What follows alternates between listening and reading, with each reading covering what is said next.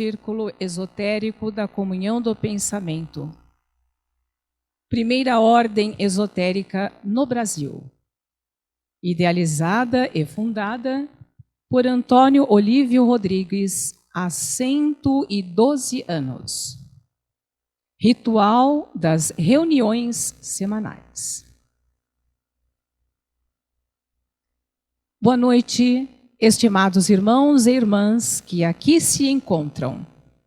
Sob a assistência e proteção do amado Mestre Jesus, da hierarquia angélica, dos patronos da nossa ordem, Prentice Mulford, Swami Vivekananda, Eliphas Levi, Antônio Olívio Rodrigues, e envolvidos nas mais puras vibrações de harmonia, amor, verdade e justiça, vou iniciar hoje com o tema Achando o Cristo em Nós Mesmos.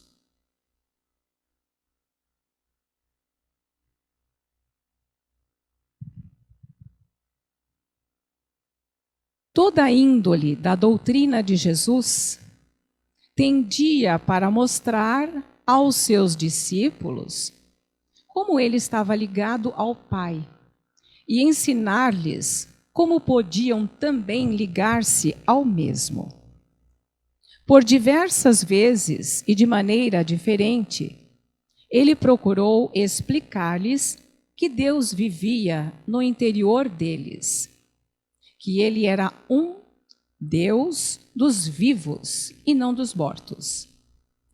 E jamais se vangloriava de fazer nada por si mesmo, sempre dizendo: as palavras que eu vos digo, não as digo de mim mesmo, mas o Pai que está em mim é quem faz as obras. Mas então era muito difícil para o vulgo entendê-las, como dificílimo o é ainda hoje para nós. Na entidade de Jesus havia ao mesmo tempo duas naturezas bem distintas. A parte carnal e mortal, que era Jesus, o Filho do Homem, e a parte central, real, viva, que era o Espírito, o Filho de Deus, o Cristo, o ungido. Do mesmo modo que ele, cada um de nós, é dotado dessas duas maneiras diferentes de existência. Uma, a parte carnal e mortal, que em todas as coisas, já sempre sentindo a sua fraqueza e insuficiência, dizendo de contínuo: eu não posso, enquanto que no íntimo do nosso ser, há alguma coisa que nos nossos momentos de maior sublimação a si mesma se reconhece como Senhora de todas as coisas. E que só dizer sempre, eu quero, posso e mando. Esta outra parte é o Cristo, o Filho de Deus, o ungido em nós. A ninguém na terra chameis vosso Pai, porque um só é o Pai, que estás nos céus. Imaginemos uma bela fonte que seja alimentada por uma oculta, mas inexaurível nascente. No seu centro, ela se mostra cheia de força e vida, vigorosa, a borbulhar de contínuo, com grande atividade, enquanto que ao redor dela, em toda a circunferência, a água jaz quase tão sem movimento, que até se apresenta coberta de espuma e de impureza. É ela um símile exato do homem. Ele é composto de uma substância infinitamente mais elevada e real do que a água. É a projeção em visibilidade de Deus, o Pai. No centro é puro espírito, feito à imagem e semelhança de Deus, consubstancial e uno com o Pai, alimentado e renovado continuamente pelo inexaurível bem, que é o Pai. Nele, nós vivemos, movemo-nos e temos o nosso ser. Na circunferência, que é o corpo do homem, na qual a estagnação tomou assento, nada há que um certo sentido se possa considerar divino. Temos os olhos fixos nas circunferências ou no exterior do nosso ser. E perdemos a consciência do Deus interno, no centro, eternamente e ativo, imutável, e nos vemos a nós mesmos doentes, fracos e misérrimos. Só depois que aprendemos a viver no centro e a conhecer que temos poder para irradiar deste centro essa vida inesgotável e abundante, é que nos sentimos bem, fortalecidos e poderosos. Jesus desviava inteiramente os olhos do exterior e concentrava os seus pensamentos na parte central do seu ser, a qual era o Cristo. Não julgueis segundo as aparências, disse ele, isto é, segundo o exterior, mas julgai segundo a reta justiça, de acordo com a verdade real ou com o Espírito. Em Jesus, o Cristo ou a centelha central que era Deus, o mesmo que vive em cada um de nós hoje, foi suscitado para manifestar-se perfeitamente acima do corpo ou do homem carnal. Ele operou todos os seus admiráveis sinais, não porque lhe fosse dado algum poder maior ou diferente do que o Deus nos deu a todos nós.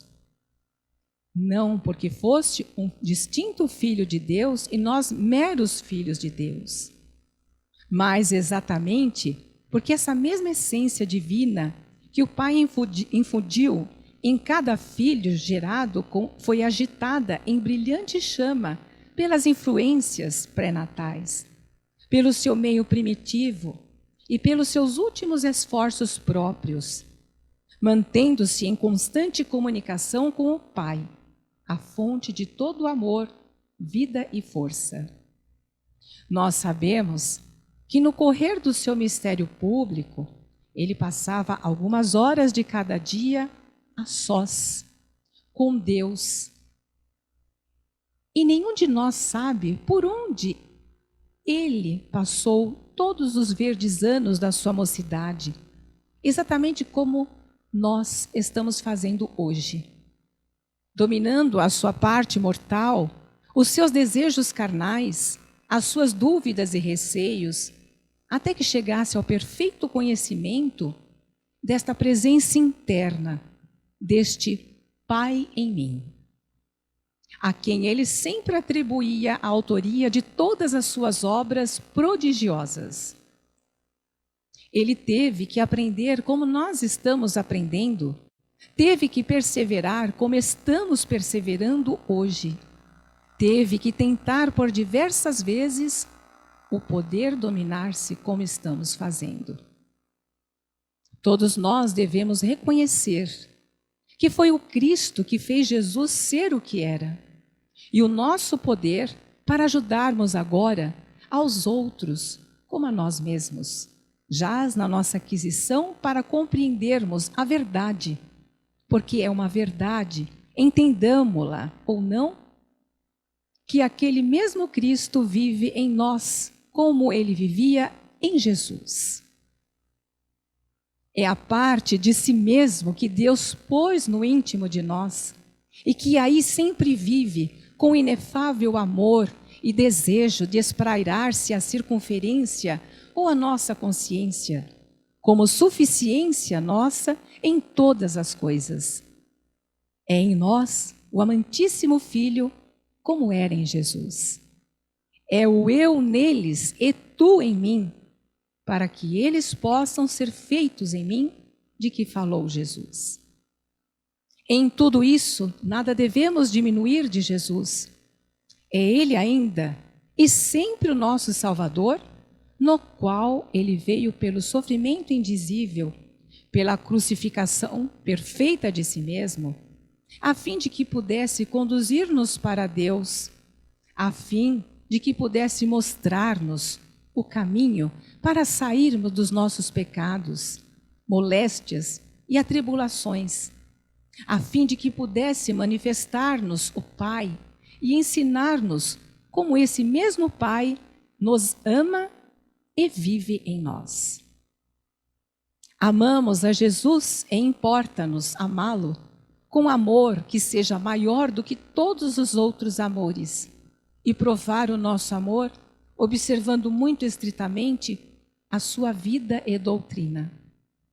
Em nenhum outro sentido podemos fazer isso tão perfeitamente como buscando alcançar a significação real de tudo quanto ele dizia e deixar o Pai agir através de nós, como fez através dele, do nosso perfeito irmão mais velho e nosso Salvador.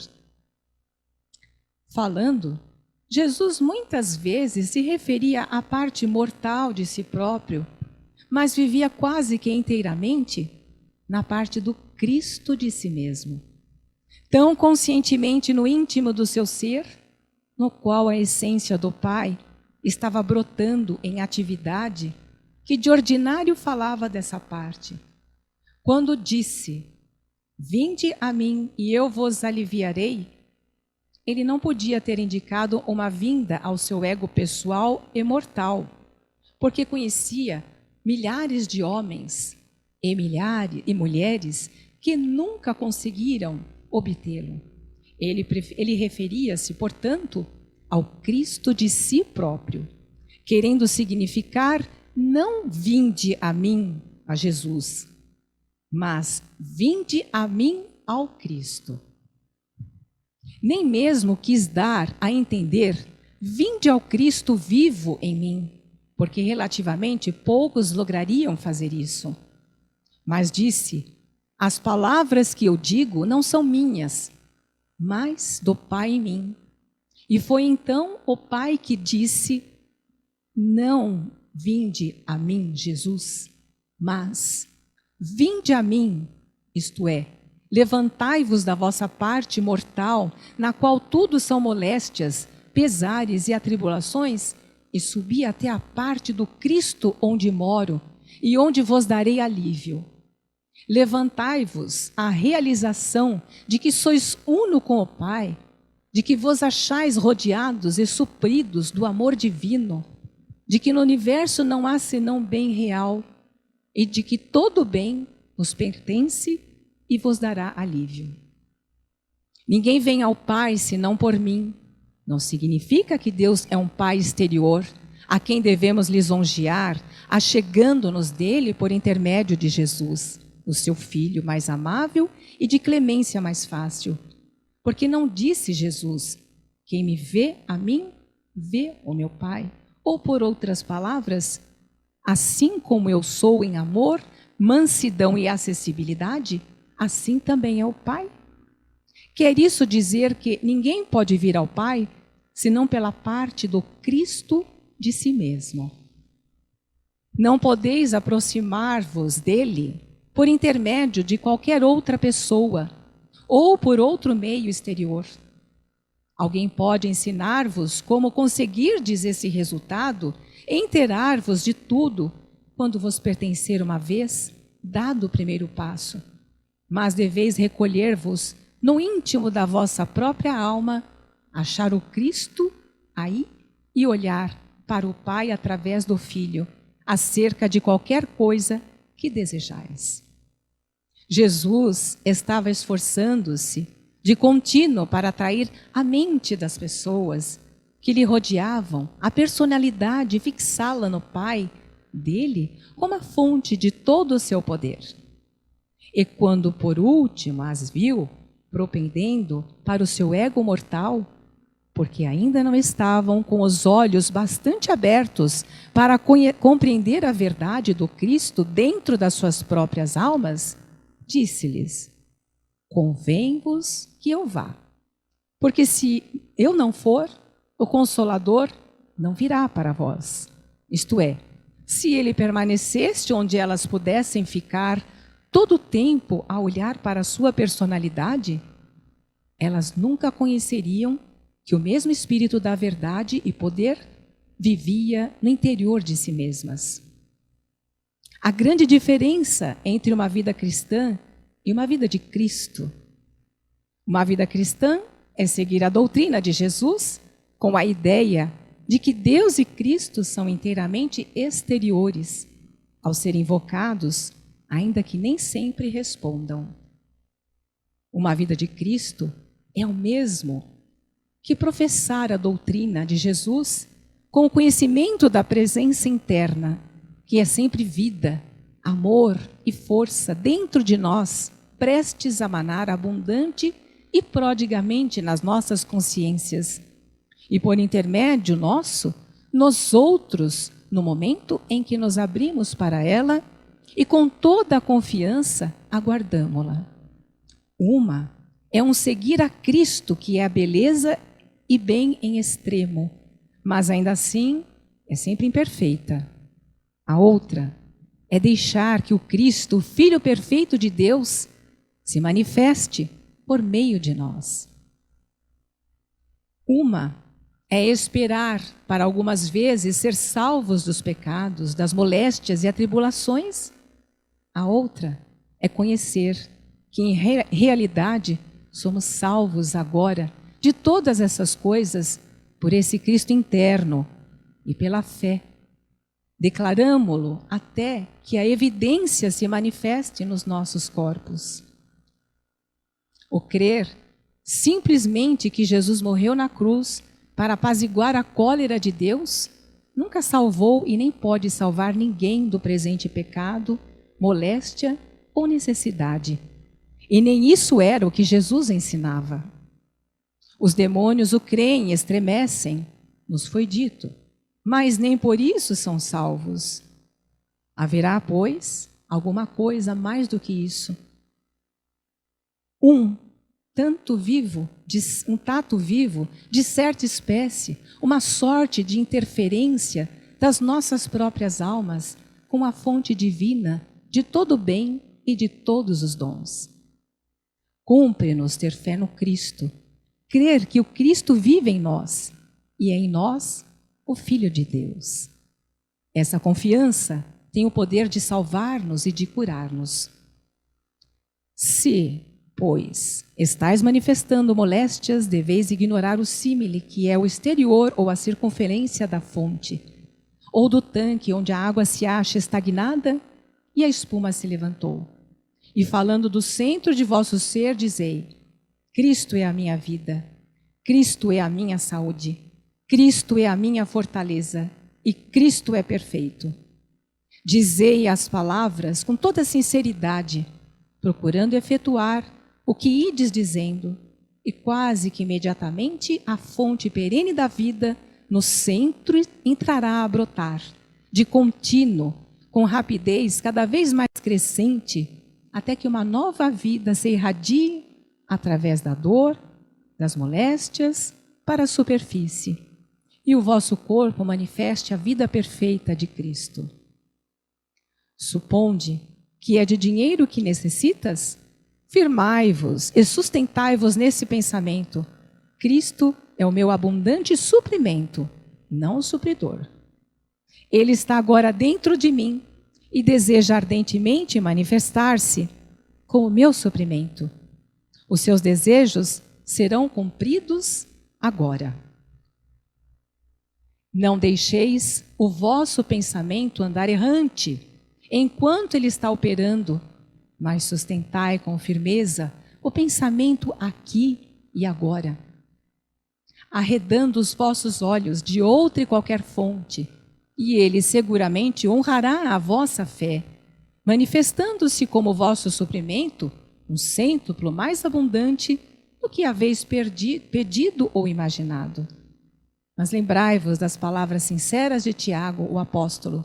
Aquele que duvida é semelhante à onda do mar, que é levado pelo vento e lançada de uma para outra parte. Não pense tal homem que receberá do Senhor alguma coisa. Deus, o vosso Criador e Pai, deseja com ternura inefável ser para nós, por intermédio do Cristo, a abundância de todas as coisas que nós desejamos ou de que carecemos. Mas a nossa tarefa é primeiramente esforçar-nos por possuí-lo. E depois de o havermos conseguido, perseveramos, firmes até que ele venha. Não até que venha por ocasião ou depois da nossa morte, mas sustentá-lo com firmeza pela nossa fé até que ele se manifeste. Por exemplo, procurando a bem da vossa saúde, quando por um ato da vossa vontade parais a olhar para qualquer fonte material e declarais que o Cristo em vós é unicamente a vida do corpo e sempre vida perfeita. Basta que vos aferreis com firmeza neste pensamento, a fim de vos tornardes bem. E amados meus, quando uma vez tendes posto qualquer negócio nas mãos deste Cristo interno e sempre presente, no qual há, em todos os tempos, um desejo indizível de manifestar-se para a nossa liberação e de fazer todas as coisas por nós, realizando-se, não vos aventureis a fazê-lo tornar as vossas mãos mortais para agitá-lo por vós mesmos. Porque, assim fazendo, adiais simplesmente o tempo do seu advento. Em semelhante conjuntura, tudo o que tendes que fazer é apegardes ao pensamento. Faça-se, manifesta-se agora. Esta divina presença é a nossa suficiência em todas as coisas. E objetivar-se-á como tal em qualquer coisa de que careçamos ou que desejamos, apenas aguardamo-la com fé. Este assunto de confiarmos no Cristo dentro de nós para fazer todas as coisas por nós, mostrando que somos um com Ele e que a Ele é dado todo o poder, não é uma coisa que advenha a qualquer de nós espontaneamente. Ela vem por esforço persistente da nossa parte. Começamos por deixar assentado, afirmando que nele confiamos com o nosso livramento presente e com a nossa saúde, a nossa riqueza, a nossa sabedoria, tudo quanto nos pertence, e por um esforço continuado, retemos esses pensamentos até que se forme uma espécie de hábito espiritual. No campo da nossa vida, nenhum hábito surge já formado, mas cada um procede de uma sucessão de pequenos hábitos. Estais seguro de que quando virdes alguém operando as obras de Jesus, curando moléstias, soltando cadeiras e etc., pelas palavras da verdade faladas com fé, que não lhe saltou inopinadamente, mas de uma fonte externa. Mas, se conhecêssemos os fatos, saberíamos os dias e das noites em que eles, com as mãos fechadas e os dentes cerrados, se apegavam ao Cristo dentro de si mesmos, confiando onde não podiam seguir-lhe a traça, até que se achassem de posse da verdadeira fé no Filho de Deus. Se desejamos que este Pai interno, que é o Cristo, se manifeste como todas as coisas através de nós, devemos aprender a conservar silenciosa a nossa parte mortal, fazer calar todas as dúvidas, receios e crenças falsas, e ater-nos estritamente ao Cristo só. Em seu nome, nós podemos dizer as palavras de cura, de paz, de liberação para outros, mas como Jesus disse de si mesmo, assim também devemos dizer de nós mesmos. De mim mesmo, isto é, do mortal, eu nada posso fazer. O Pai em mim é que faz as obras. Ele é o sempre presente poder para vencer todas as coisas, sejam moléstias, fraquezas, a ignorância ou quaisquer outras. Nós reclamamos este poder ou chamamo-lo à nossa consciência, onde é de uso prático, proclamando cada vez mais, ele já é nosso. Dizendo e procurando realizar o que vamos dizendo, Cristo é a minha sabedoria. Por conseguinte, eu conheço a verdade. Em pouco tempo, iremos entender as coisas espirituais melhor do que meses de estudo. Como dizemos, Cristo é a minha fortaleza e eu não posso ser fraco ou frágil. Façamo-nos fortes bastante em quaisquer conjuntura. Lembrai-vos de que não devemos entrar já a sentir estas coisas a princípio, mas vamos sinceros e confiantes, dizendo-as e agindo como se elas fossem assim. E isto é, a fé põe o poder em manifestação. O Cristo vive sempre em nós. Deus, a energia criadora, mandou primeiro seu Filho, mesmo antes que o corpo estivesse formado, e ele sempre habita dentro desse corpo. Mas sucede conosco o mesmo que sucedeu com o barco sobre o mar agitado depois que levantou a tempestade.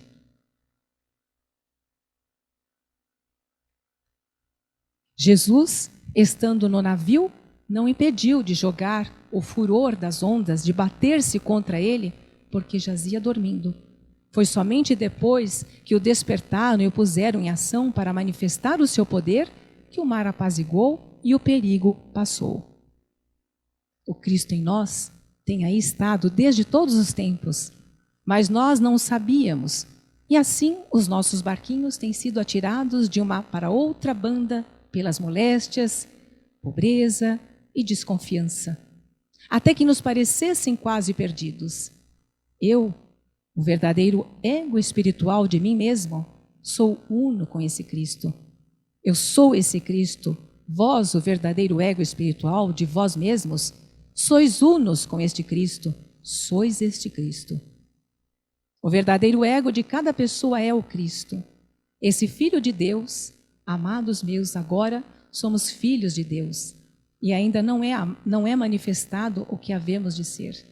Porém, sabemos que quando se manifestar, seremos semelhantes a Ele.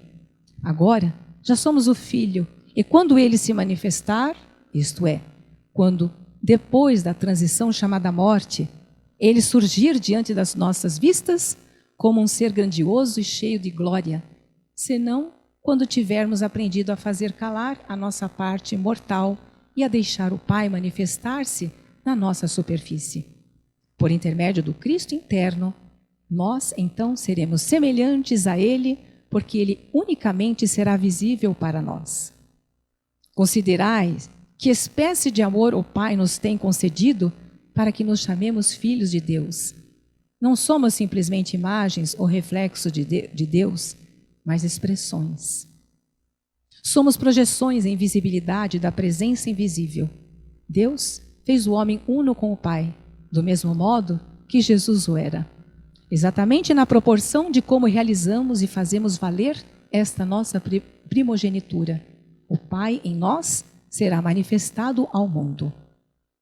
Nenhum estudo das coisas espirituais ou materiais, nenhum esforço da nossa parte, por sobre-humano que fosse, poderia jamais entrar a fazer em nós as grandes e divinas criaturas que manifestassem a alma ilimitada que Jesus manifestava, com proferir continuamente a prece. Faça-se em mim segundo a tua vontade, porque a vontade do Pai é manifestar a sua perfeita divindade através de nós. Entre as criaturas, uma é melhor do que a outra, conforme o eterno bem se manifeste e opere mais em uma do que em outra. Ora, aquela criatura em que o eterno bem mais se manifesta, brilha, opera, é mais conhecido e amado, é a melhor, e aquela outra na qual o eterno bem é menos manifestado, é a menor de todas as criaturas. Cristo em nós, uno conosco. Isto nos habilita a confiadamente proclamar-nos: em Cristo todas as coisas são minhas. Assim, declarando-as tornamo-las manifestas. Mas, amados meus, sobre todas as coisas, aprendei a ficardes no Cristo de vós mesmos, e não nos de nenhum outro. Deixai o Pai manifestar-se por vosso intermédio, segundo o seu próprio querer, ainda que difira do que qualquer outro filho seu. Por isso mesmo, os mais espiritualmente iluminados de nós têm sido meros pigmeus, porque pela ação do nosso pensamento consciente, temos limitado a divina manifestação para fazê-la conformar-se com a manifestação por meio de outro qualquer. Deus faria de nós gigantes espirituais se não tirarmos todas as limitações e proporcionar-lhes oportunidades. Ainda que seja bom e proveitoso o aprender e o saber quanto os grandes homens têm trabalhado e padecido, e como Deus se relaciona com eles e opera neles e por eles, ainda assim, seria 1000 vezes melhor que aprendêssemos em nós mesmos e percebêssemos e entendêssemos o que somos, como e o que a nossa própria vida é, o que Deus está operando em nós e o que Ele nos fará.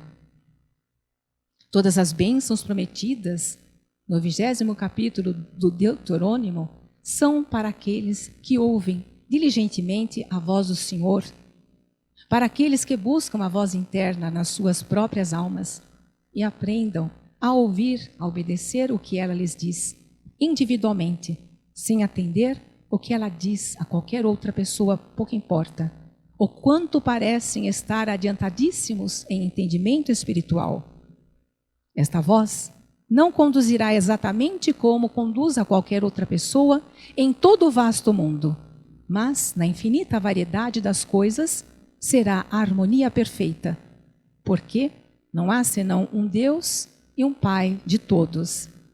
Nós podemos gozar dessa prerrogativa mantendo-nos conscienciosamente em franca comunicação com Deus, sem a intervenção de qualquer outra alma entre Ele e nós. O ungido que recebestes habita em nós e não necessitais de que nenhum homem vos envie.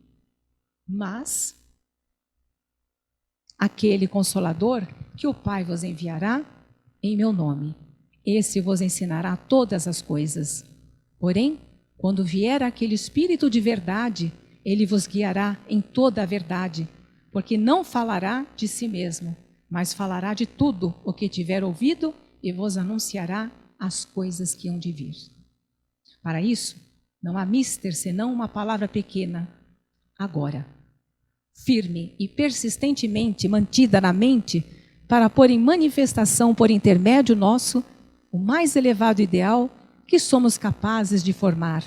Mais elevado sim, porque não foi dito, assim como os céus são mais altos do que a terra, assim também não são os meus meios mais altos do que os vossos meios, e os meus pensamentos mais altos do que os vossos pensamentos? E essa manifestação através de nós será o cumprimento do ideal de Deus, em vez de o cumprimento do nosso ideal limitado e mortal. Quando aprendermos a deixar o Espírito conduzir-nos ao agora e a manter a nossa mente consciente nele, temos a necessidade de manifestar o Cristo perfeito. Declarai com toda a vossa alma, coração e força que o fazeis assim manifesto, agora. Que manifestais saúde, vigor, amor, verdade e força. Afastai de vós qualquer ideia de ser ou de fazer qualquer coisa no futuro. Deus não conhece outro tempo que não o eterno agora. Não podeis também conhecer outro tempo, porque outro não há. Não podeis viver 1 hora ou 10 minutos no futuro. Para fazê-lo, é mister que se torne agora. Dizendo ou crendo que a salvação e a liberação devem existir, manter-se para sempre como um fogo fato, a fugir diante de vós, sempre prestes a ser alcançado, sem ser jamais completamente atingido. Agora é chegado o tempo, agora é o dia da salvação, disse Jesus. Ele não disse nada sobre sermos salvos das nossas penas depois da morte, mas sempre ensinou uma salvação presente. Acabada fica a obra em nós agora. Toda a plenitude reside deste Cristo interno agora. E tudo aquilo que com persistência declararmos, faz-se agora, manifesta-se, cumpre-se. Queridos irmãos, este é um texto muito profundo, que vem de encontro com a meditação de hoje, do dia 24, que diz o seguinte: procuro o Mestre dentro de mim mesmo. E por meio desta meditação, ela fez uma ponte a uma grande reflexão. O nosso Cristo interno. Onde ele está, esse nosso Cristo interno? Ele está dentro de nós. Ele está dentro de cada um de nós. Como é que eu faço para achar esse Cristo interno dentro de cada um de nós? Como é que nós vamos fazer para achá-lo? Nós temos que estar sempre ouvindo a nossa voz interior. Temos que ter a fé. Temos que nos aquietar. E temos que nos silenciar. Porque esta voz, esse Cristo interno, ele se manifesta quando nós estamos nesta conexão com o silêncio. É por meio do silêncio que nós vamos ouvir a sua voz. Mas conforme este texto, nós não podemos ouvir isso de uma hora para outra. Temos que ter a persistência, temos que ter a fé de acreditar e de ter a certeza que esse Cristo em nós, ele está sempre lá para nos ajudar, nos dar a solução de todas as nossas dúvidas. Muitas vezes nos achamos um pouco perdidos com os desgastes da vida. A vida, os problemas, as situações, eles nos desgastam e nos tiram do foco. E aí então nós esquecemos desse Cristo interno. Esquecemos que nós temos a salvação, nós temos as soluções dentro de nós. E passamos a procurar fora, no externo. Nós passamos a procurar em coisas externas, em pessoas, em objetos. Mas as soluções não estão no externo. As soluções estão dentro de nós. Dentro de nós é que está a chave de todas as questões. Se nós temos saúde, nós temos dinheiro, tudo isso nós temos que conectar com esse Cristo interno e buscar lá dentro, no nosso íntimo. Ele vai sempre nos dizer o que nós devemos e o que nós não devemos de fazer. Então nós temos que estar sempre, começar a nos habituar a este ouvido interno, este ouvido silencioso, porque ele sempre vai nos apontar tudo por meio da nossa intuição. A nossa intuição é um grande aliado nosso, mas desde que nós estejamos sempre em conexão com esse nosso Cristo interno. E a partir do momento que a gente conseguir se conectar com esse Cristo interno, aí então nós vamos poder dizer: eu e o Pai somos um. Meus irmãos, eu trago aqui uma poesia sobre o Cristo interno. E eu vou fechar com essa poesia. Vou ler para vocês.